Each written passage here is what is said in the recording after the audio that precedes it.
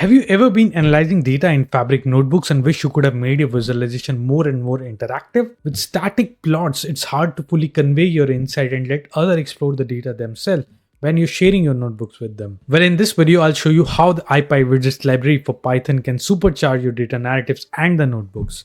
You will learn how to easily add sliders, drop down, and other intuitive controls directly linked to your Matplotlib and Seaborn plots. You will be able to instantly add filters, toggle between visualization, update parameters, and see the impacts directly. So if you're ready to level up your notebook sharing game and bring your data to life, keep watching. Let's get started. So I'm already sensing your curiosity a bit peaking. Let me give you a quick rundown on Ipywidgets. And this library comes pre-installed in our Fabric Spark pools. And our Fabric notebooks are built on top of the Jupyter notebook, so we can use them to start with our HTML interactivity widgets and add them in our data analysis workflow. So as a data analyst, I often need to quickly explore and visualize the data to gain insight, and sometimes need to change parameter to see the impact on my data. So here I'm gonna use Matplotlib for my further demos, which also comes handy in our Fabric environment, so I don't need to do the pip install or install this library in any environment.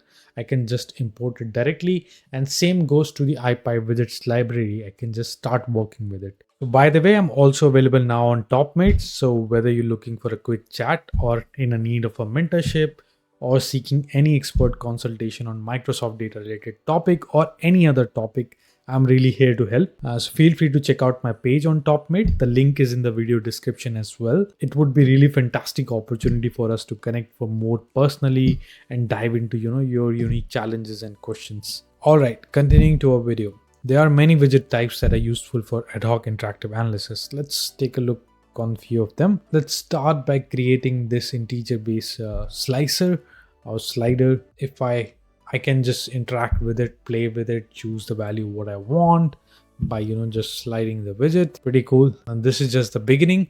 I also have this drop down widget, and this is particularly useful when you wanted to provide user with certain sort of options to choose from. So I'm giving them 1 to 3 just for the basic purposes of demo, and the value has been default to 1. Description is number, as you can see up here, and you can choose between 1, 2 or 3. Cool. Now let's explore the toggle buttons. So they are particularly useful when you wanted to switch between different modes and options. So if I just run it, here I'm defining it between slow, regular and fast, but you can customize based on whatever you want, or you can customize the button style as well. You can provide the tooltip. So if you hover over here, it will give a little bit of the tooltip, description of slow, description of regular, description of fast. So yeah, now I've covered some basic widgets. Let's move on the practical example. And to be honest, there are more and more widgets to cover. They are color picker, I think they are date picker, and so many.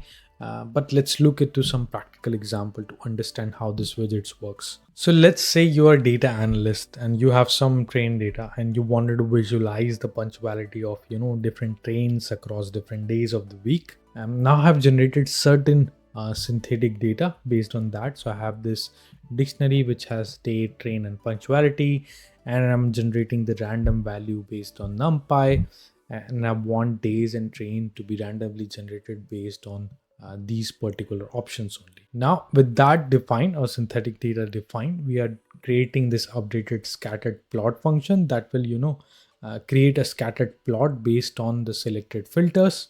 And this function takes certain parameters like week, train, delay category or view. So it filters the data based on the selected train or whether to include delay category or not. Then it creates the scattered plot with that filtered data and displaying the particular punctuality percentage for each day of the week. Now with that function defined, let's create the actual widgets. So here I have created the slider which takes the minimum and maximum values between 1 to 52 weeks. Then we have the train drop down which has selection as all plus all the trains.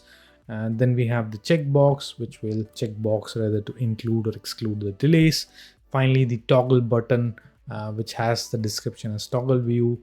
So if it's this button would be clicked, it will switch between daily versus weekly view. Now with our widgets defined, let's define the handle change function. So this will be called whenever one of the widgets has been updated. And what it does, it will clear the output and display all the widgets, and then call our updated scattered plot with the exact values with those widgets. So widget.slider.value, dropdown.value, checkbox.value, and so on. Now we'll link the widgets to handle the change. So we're linking those widgets with using something called observe method, so that whenever something changes, it will call the handle change, and handle change will be handling the change in the particular sequence. Now with finally creating the vertical box, where it's gonna hold all the widgets and display them, along with the initial scattered plot, and it will call this initial output. Cool. Let's I think I have already created this, but let's try and create and display the output one more time up here. Yep.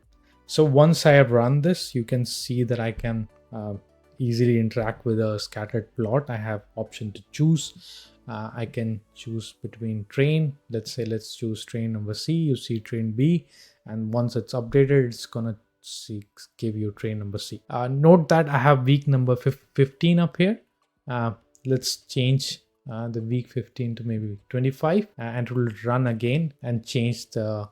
It's still running. It will change the week to 25. Yeah. So that was a small demo.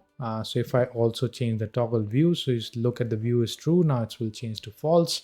So I can play around and change the parameter to see what's exactly going on with my visualization or with my model or whatever I'm trying to analyze. Just to be noted, this is just a demo and the sample data. So you should really play around with your actual data. I'm just using one library to create random values. But wait, there's more.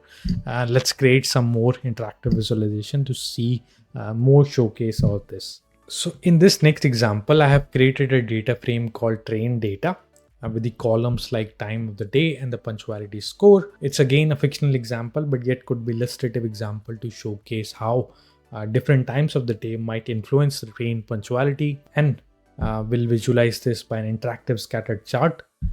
So I have defined a function called plot data that creates a scattered plot of the train punctuality scores against the time of the day, along with the line plot that represent the slope as well. Now I have defined a slider to control the slope of the line plot. So I have created like a float based slider widget, which is starting from 0.1 and maximum to 3.0 as a slope, with a step of 0.1 description as slope.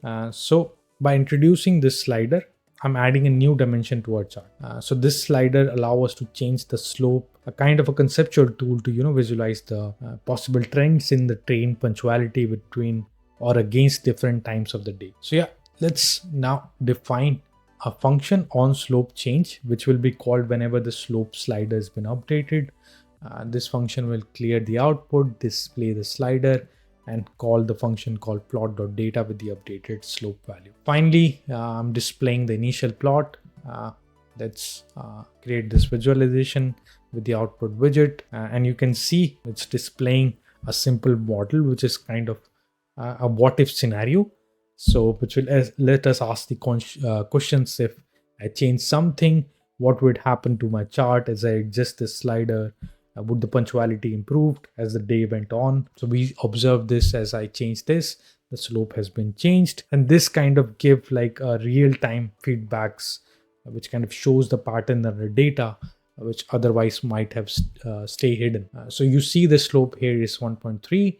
If I change it to, let's say, something 2.0, let's see if it creates, again change the slope 2.0. Let's go to the maximum 3.0.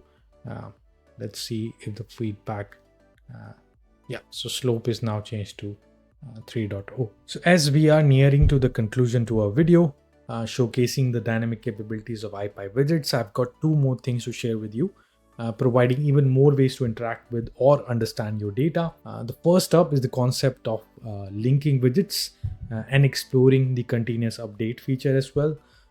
So by using the widgets.link function, we can connect the value of one widget directly to the other. This means if you adjust one widget, the other automatically update to match the values. So let me show you how that works. If I run this cell up here, so this will give you two sets of widget. The first set is labeled as delayed, which does not update continuously, as continuous update is false up here. This means you will find the changes in the linked widgets, not in real time. So you will only see the changes after you finishing the sliding. So if I change the delayed up here, so as you see, I'm not releasing my mouse. You don't see the delayed or continuous or anything has been updated. So I can play as long as I want, and nothing will change until and unless I don't release my mouse.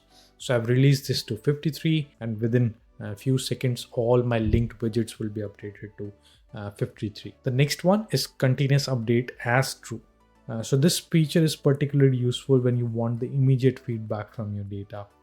So if I change this continuous slider, if I keep on changing, the notebook or the HTML will run immediately. So I'm not releasing my mouse, but the linked widgets will also be changing in the real time, giving me more thoughtful, or if I need a precise adjustment in my data, I can use the continuous update as true. So let's say I release my, or I play a little bit more up here, go to 51, 46, you see things are changing with the immediate feedback from your data, and I leave it on 51. And all those linked widget would be updated now with a precise value of 51. Now I want to address something that might be on the minds those who are familiar with Jupyter notebooks. So you might wonder why not use widget.interact directly, and it's a fair question. The interact function can automatically create that user face interface control for exploring that data interactively. However, I find some challenges with the interact in Fabric environment. For some reason it wasn't working for me. So if you have a different experience or any tips to making it work, I'm all ears. Please let me know in the comment section below. Your feedbacks and shared insights make a community more richer and more resourceful. So yeah, with that I'll just summarize the video. In this video we have explored the powerful capabilities of Ipywidgets and to create interactive visualization in Fabric notebooks. We have covered various widget types such as sliders, dropdowns, checkbox, and toggle buttons, and I also demonstrate how to link between them as well. Cool. So remember, this Ipywidgets is just one tool in your data storytelling. I see also Power BI is something you can embed directly in your notebooks as well. So combining with different libraries or techniques can take your visualization or analysis workflow to the newer heights. So yeah, keep exploring, experimenting. Most importantly, have fun with your data, and don't forget to check out my page on TopMate for if you wanted to have more discussion, mentorship, or any sort of expert consultation. Happy analyzing. Namaste.